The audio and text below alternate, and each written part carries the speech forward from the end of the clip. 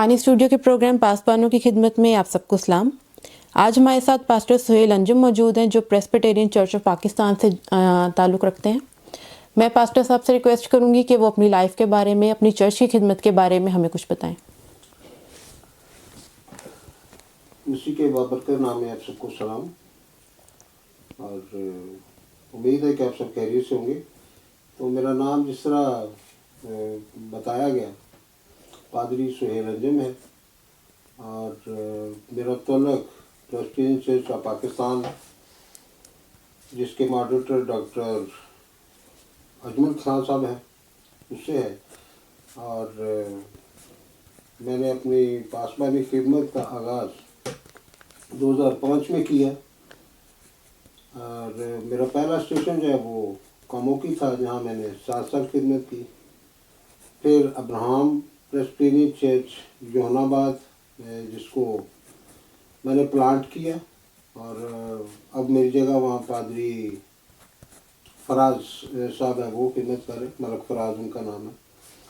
اور اس کے بعد میں پھر 3 سال کے لیے کاموکی گیا. کاموکی کے بعد اب قصور کا ایک چھوٹا سا گاؤں ہے، قصور کے ساتھ موریکا ہے، اس میں پاسبانی خدمت کے فرائض سر انجام دے رہا ہوں. پاسٹر صاحب ہماری آڈینس کو بتائیں کہ آپ خداوند کی خدمت میں کیسے آئے؟ خداوند کی خدمت میں کیسے آیا، یہ ایک کہانی تو بہت لمبی ہے. میں مختصر طور پر آپ کو بتاتا ہوں کہ میری دادی سیالکوٹ کے علاقہ میں، پسرور نالوال کے علاقے میں، انہوں نے بائبل ٹیچر کے طور پر خدمت کی. اور پھر وہ اپنے بڑے بیٹے یعنی میرے والد صاحب کو پاسبان بنانا چاہتی تھی، لیکن وہ پاسبان تو نہ بنے، لیکن بطور ایلڈر اور بطور ٹیچر انہوں نے خدمت کی. اور اس کے بعد پادری آرتھر جیمس جب ہمارے گاؤں میں آئے تو انہوں نے ہماری والدہ سے کہا کہ اگر وہ نہیں اپنے بیٹے کو بنا سکی تو آپ اپنے بیٹے کو پاسبان بنا دیں. تو اس سے ہمارے گھر میں ایک بحث شروع ہوئی. میں پاسبان بننا نہیں چاہ رہا تھا، اور ٹو بی فرینکلی کہ میں جب اپنا انالیسس کرتا تھا تو میں اس قابل نہیں سمجھتا تھا کہ میں پاسبانی خدمت میں آؤں. لیکن جب خدا کی مرضی ہوئی اور اس وقت پھر میں سیمنری چلا گیا. اور سیمنری جانے کا بھی اتفاق یہ تھا کہ میری شادی ہوئی، اور شادی کے بعد پھر میری بیوی بھی میری والدہ کے ساتھ اس بات پہ اصرار کرنے لگی کہ نہیں، آپ کو پاسبانی خدمت میں آنا چاہیے. تو پھر دونوں کے اصرار پر میں نے خدا سے دعا کی، اور خدا نے مجھے موقع دیا کہ میں گجرانوالہ تھیولوجیکل سیمنری جا کے ٹریننگ حاصل کی، اور پھر پاسبانی خدمت کا آغاز کیا. پاسٹر صاحب اپنی موٹیویشن بتائیں کہ کیوں آپ نے سیمینری جوائن کی، جب آپ کو خداوند نے بلایا تو کیا واقعہ پیش آیا، کچھ بتا سکتے ہیں؟ موٹیویشن میں بھی یہ تھی کہ ایک تو میں نے آپ کو بتایا کہ چونکہ میرے گھر والوں کا اصرار تھا، اور دوسرا جب میں نے خدا سے دعا کرنا شروع کی اس بارے میں تو اس کے ساتھ ساتھ مجھے بہت سی کلیسوں میں بھی پاسبانوں کو سننے کا اور دیکھنے کا موقع ملا. تو جو سب سے زیادہ موٹیویشن میرے پاس تھی وہ یہی تھی کہ جس طرح سے ایک چرواہے کو کام کرنا چاہیے ویسے نہیں کر رہے. تو میں تو اس نیت سے گیا تھا کہ چلو میں کچھ نہ کچھ ساتھی تو اپنے ساتھ شامل کروں گا کہ اب سب مل کر چرچ کے کام کو جو ہے وہ مسیح کی خدمت، مسیح کا کام ہے، چرچ کا تو نہیں، مسیح کا کام جو ہے اس کو آگے بڑھا سکیں، اور لوگوں کے اندر ایک شعور اور آگاہی پیدا کر سکیں کہ اس اخیر زمانے میں جب کہ ہر شخص، ایون کہ میں کہنے سے ہچکچاتا نہیں ہوں کہ ہم جو پاسبان ہیں ہمیں سے بھی بہت سے ایسے ہیں جو مفاد پرستی پہ کام کر رہے ہیں. تو ایسے لوگوں سے بچا جائے اور لوگوں کو آگاہی دی جائے کہ انہوں نے کیسے خدا کے ساتھ چلنا ہے.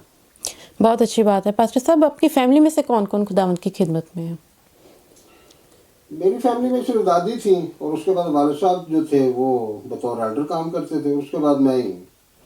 اور دور کے رشتہ دار جو ہیں ان میں تو کافی سارے ہیں، لیکن جو ہماری فیملی اپنی ہے اس میں ہی ہوں. بہت اچھی بات ہے کہ آپ کی جنریشنز، 2 جنریشن سے آپ لوگ خداوند کی خدمت کر رہے ہیں، یہ بہت اچھی بات ہے. پاسٹر صاحب اب آپ کیا ہماری آڈینس کو میسیج دینا چاہتے ہیں اپنے لائف سے؟ میں اپنی پاسبانی خدمت میں ویسے کا تو بہت کچھ ہے، लेकिन मैंने पहली बात जो है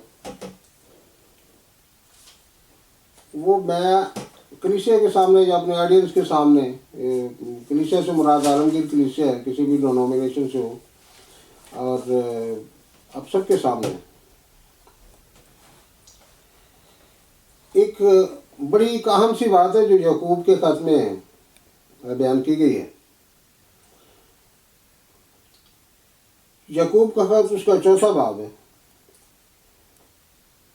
और ये मैं यहाँ पढ़ूंगा नहीं कि पूरा चैप्टर जो है वो ऑडियंस को देखने पढ़ लें। तो उसमें वो बयान करता है कि ये जो हमारे अंदर लड़ाइयाँ हैं, झगड़े हैं, बाज़ औक़ात हम डिनोमिनेशनल झगड़ों में भी पड़ जाते हैं, ख़ानदानी झगड़ों में भी पड़ जाते हैं, और मुआशरती झगड़े जो है ये बहुत सी आम सी बात है। तो वो ये सारी चीज़ें बयान करते हुए कहते हैं कि आप में से कहाँ से आ गई? ये इसलिए आ गई कि हम अपनी अपनी ख्वाहिशात के ताबे हो गए हैं। हम इब्लीस की तरफ से आजमाए जाते हैं और उस पर गालिब नहीं आते, हम आजमाइश का शिकार हो जाते हैं। और इसीलिए इसी में ही वो बयान करता है, एक तो वो हमारी मगरूरी को हमारे सामने रखता है। हम अपनी मैं के पुजारी हो चुके हैं। हर शख्स अपनी अना का शिकार, वो समझता है कि जो मैं हूँ वो मेरे मुकाबले में कोई और नहीं है, और इसलिए वो कहता है कि बस खुदा के ताबे हो जाओ। तो हमें अपनी अपनी ख्वाहिशात से हट के, अपने अपने मफादात से हट कर सिर्फ खुदा के बारे में सोचना चाहिए। और खुदा ये चाहता है कि तुम दूसरों की भलाई करो।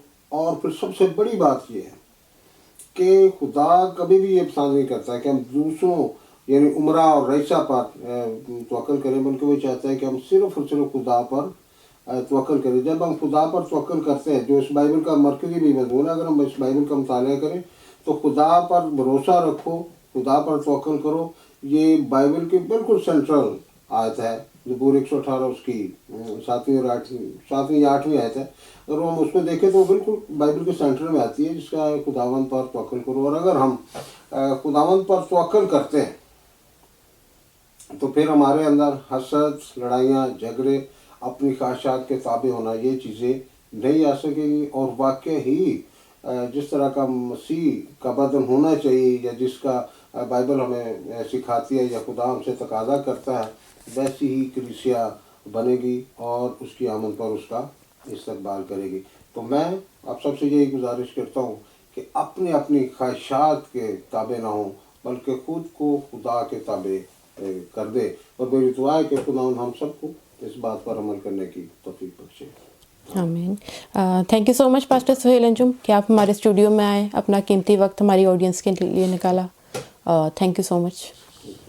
खुदा आपको बरकत दे।